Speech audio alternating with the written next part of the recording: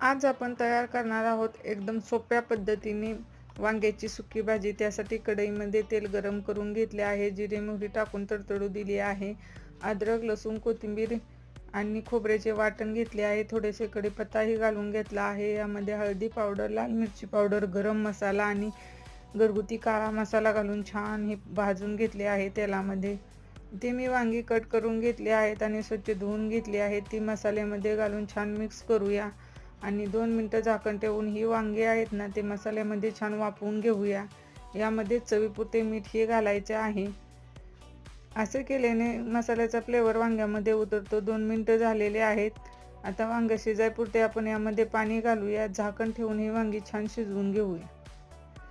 इथे आपली वांगी छान शिजली आहेत। वांगी शिजण्यासाठी जास्त वेळ लागत नाही, अगदी 5 मिनिटांमध्ये वांगी शिजतात। यामध्ये शेंगदाण्याचे कूट घालून छान मिक्स करूया आणि 2 मिनिटं वाफ देऊन घेऊया।